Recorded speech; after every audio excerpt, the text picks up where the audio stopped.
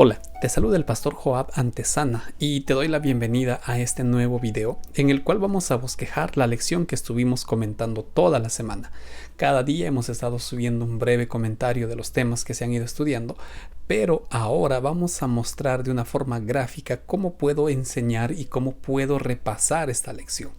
Así es que una vez más permítanme darles la bienvenida a esta lección que titula Noble Príncipe de Paz, lección número 5.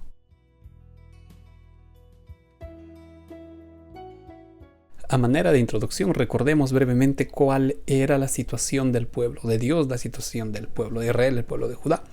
Pues lamentablemente ellos estaban sumidos en la idolatría, en el paganismo, en el espiritismo desde sus líderes.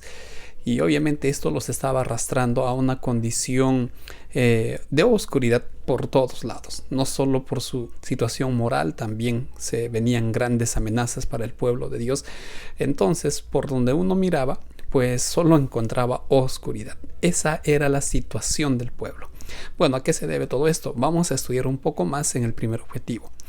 ¿Cómo sale el pueblo de Israel o qué es lo que hace Dios? Bien, de eso trata la lección. Por eso vamos a trabajar en este bosquejo con los siguientes 3 objetivos para tratar de darle una secuencia a la lección que hemos estudiado.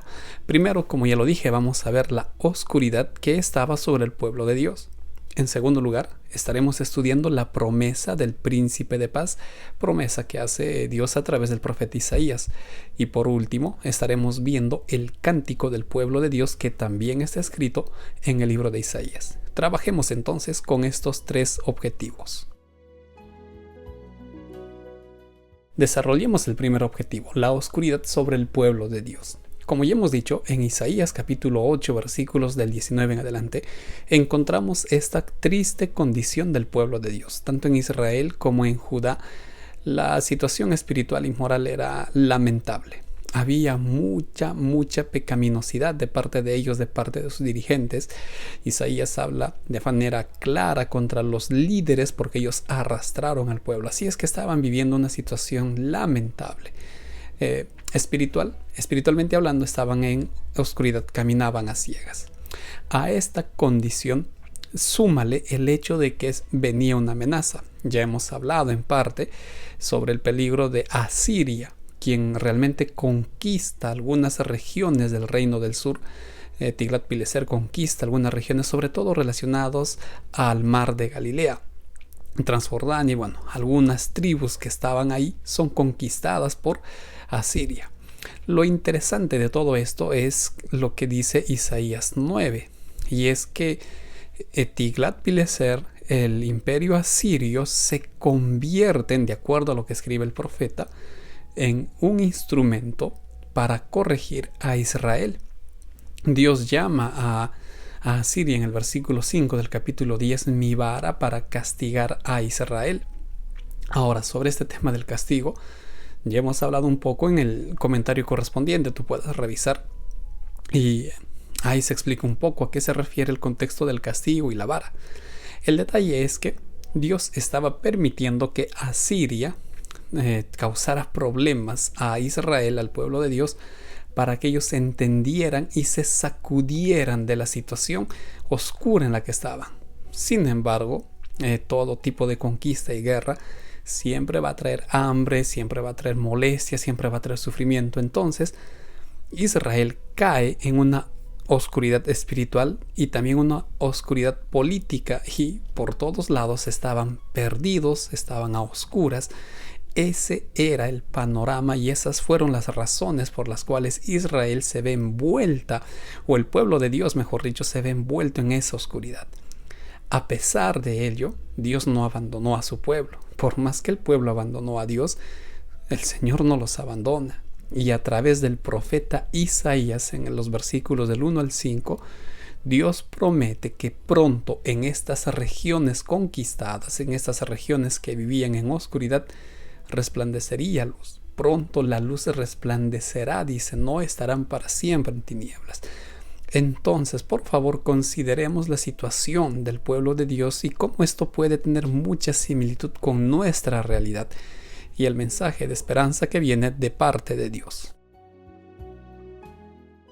Vamos a trabajar ahora con el segundo objetivo. Aquí vemos la promesa del príncipe de paz, y esta promesa tiene que ver con la luz que va a resplandecer a las regiones que cayeron en oscuridad que vimos en el primer objetivo. Ahora, lo que vamos a ver aquí tiene más una secuencia cronológica que temática, tal como fue presentada en la lección. Así es que no nos guiemos por los días, sino por la secuencia que irá apareciendo acá. En Isaías capítulo 11, versículo 1 y versículo 10 aparece esta promesa, prefigurando un tronco que está cortado, pero ese tronco va a retoñar. Ese vástago, esa rama, es precisamente descendiente de la casa de Isaí. Eso es lo que dicen estos versículos. Un descendiente, una rama de la casa de Israel, de Isaí, comenzará a crecer. Pero en el versículo 10, a esa misma rama se la identifica como la raíz. Si vemos un poquito a profundidad esto, Isaías está hablando que el descendiente es al mismo tiempo la raíz, es al mismo tiempo un antepasado. Por supuesto que de esto ya hablé en su momento, en el día correspondiente, pero lo que está diciendo aquí en primer lugar es que la esperanza, la luz que va a llegar a Galilea, está representado por esta profecía de un descendiente que viene de la casa de David, que al mismo tiempo es antepasado de David, es decir, solo puede ser Dios. Y esto es cierto. El único que puede dar esperanza, puede traer luz, puede dar calidez, sentido a nuestra vida es Cristo. El único que puede cumplir esas características es Dios. Así es que si tenía que llegar luz a las regiones de Galilea, esa luz tenía que ser Cristo, no podía ser otra persona. Ahora, a esta profecía vamos a retroceder un poquito en la profecía de Isaías. En el capítulo 9, versículos 6 y 7, de esta profecía de la rama que traerá esperanza y luz a las regiones que están en oscuridad, lo presenta como el niño que nos es nacido, y aquí recibe todos los títulos, de los cuales uno de ellos es príncipe de paz, así será llamado. Y este niño pues no es otro que el Señor Jesús, por eso dice Isaías, un niño nos es dado. Y este niño, tal como lo presenta Lucas en el capítulo 2 y Juan en el capítulo 1, este niño encarnado es Dios. El Señor Jesús es vástago, es descendiente de Isaí, de David, y al mismo tiempo es raíz de Isaí, es antepasado de Isaí, lo que nos da a entender que Cristo es eterno, que Cristo no tiene y no está Él determinado por el tiempo, Él es quien controla el tiempo. Por eso recuerden, Él es antepasado y descendiente de David, de Isaí. Entonces, la promesa de que luz resplandecerá tiene que ver con el nacimiento de Cristo. Y la profecía es interesante y es muy exacta, porque esa promesa dice comenzaría por Galilea. Luz resplandecerá, eso dicen los primeros 5 versículos del capítulo 9. Luz resplandecerá en Galilea y en todas estas regiones. Y Mateo capítulo 4 confirma que Cristo precisamente inicia su ministerio en las regiones de Galilea. Cuando se entera que Juan el Bautista murió, lo que hace Cristo es trasladarse a esa región y ahí comienza a predicar. Comienza a dar el mensaje de salvación, el mensaje de esperanza a las personas, y así curando a los enfermos, enseñando la palabra de Dios, atendiendo a los necesitados y presentando las buenas nuevas, es que Jesús comienza a llevar luz a estas regiones que estaban pues totalmente en oscuridad. La profecía se cumplió. Cristo inició su ministerio, y lo lindo de todo esto es que Cristo no termina ahí su ministerio y deja las cosas acabadas. No, aún continúa. Pero esto es lo que estaremos viendo en el último objetivo. Ahora pasemos a ver el último objetivo, el cántico del pueblo de Dios.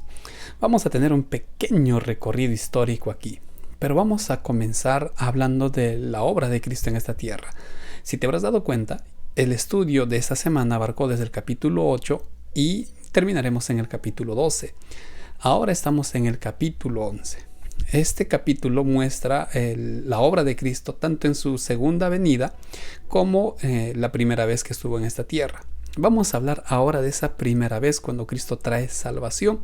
Pero antes de morir en la cruz, vemos que Cristo enseñó a las personas, Él mostró el carácter de Dios, Él trajo amor a este mundo, trajo esperanza para toda persona, no solo para la nación judía, sino para todo el mundo. Y por supuesto, con su muerte y su resurrección sella nuestra salvación. Eso es lo que hizo Cristo. Ahora, si nosotros trazamos una línea de tiempo, es una corta línea de tiempo, vamos a ver el cumplimiento de la profecía de la promesa, que hizo Cristo. Yo los voy a acompañar, yo estaré con ustedes. Emmanuel, recuerden ese nombre, Dios está con nosotros. Y Cristo realmente acompañó a su pueblo a lo largo de la historia. Luego que Cristo ascendiera al cielo, sabemos que el Imperio Romano, instigado por los judíos, inició una cruel persecución hacia los cristianos.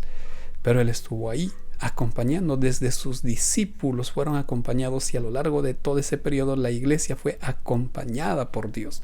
Cumplió su promesa. Cuando en la Edad Media la Iglesia Católica se alza al poder y también se inicia pues una terrible corrupción de la religión, hubo un grupo de fieles que también fueron sostenidos por Dios.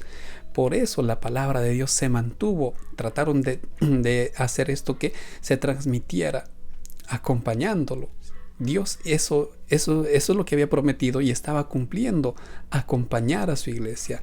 Más adelante, con los diferentes periodos, como por ejemplo la Revolución Industrial, que permitió que la imprenta y todo esto hicieran más fácil el acceso a la lectura. La Biblia comenzó a circular, escritos relacionados a la Biblia comenzaron a circular y así poco a poco la palabra de Dios se hizo más conocida. Dios seguía sosteniendo y ahora en nuestra época actual hemos visto y hemos sido testigos que el Señor jamás abandonó a su pueblo.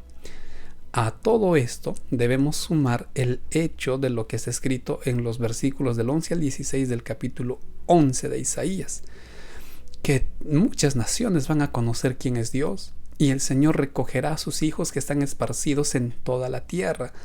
¿Qué nos enseña esto? Que hay un mensaje que predicar, hay un mensaje que anunciar al mundo, hay un llamado que presentar a este mundo. ¿Y quién lo va a hacer? Nosotros. Si recuerdas estos días, Ezequiel nos decía que somos las atalayas que debemos de anunciar.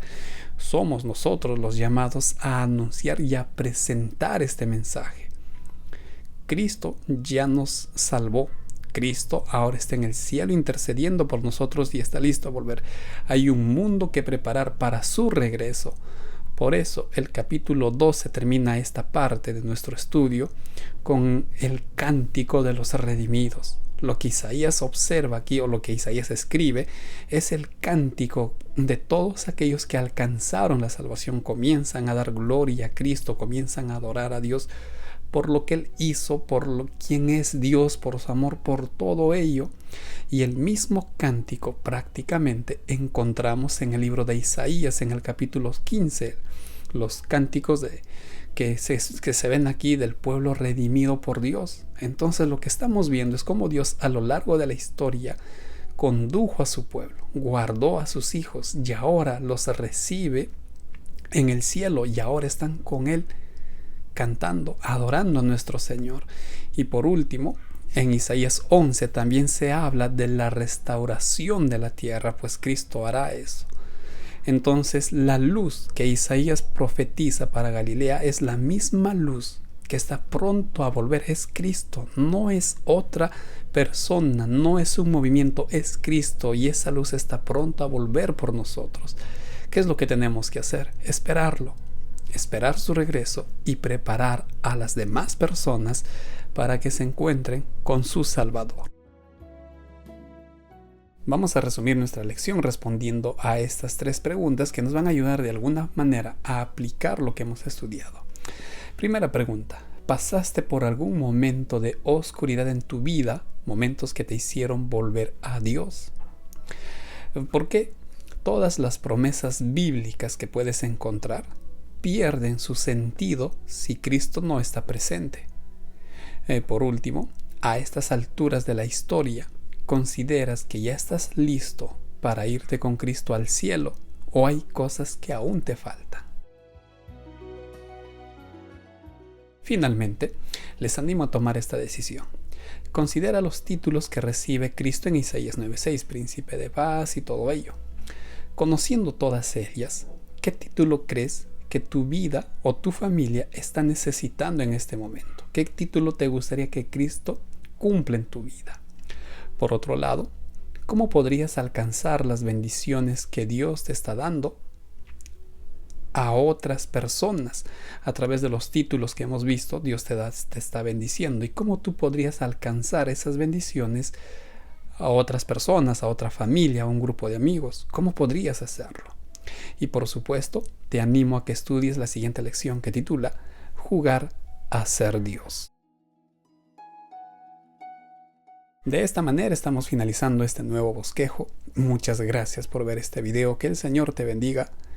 Hasta la próxima semana.